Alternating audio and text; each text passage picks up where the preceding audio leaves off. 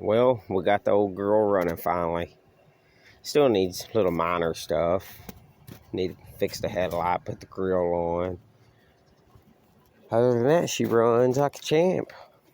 I drove it around yesterday a little bit just to make sure, but she sounds healthy and sounds good. I'm about to hook a box blade up and go mess around a little bit.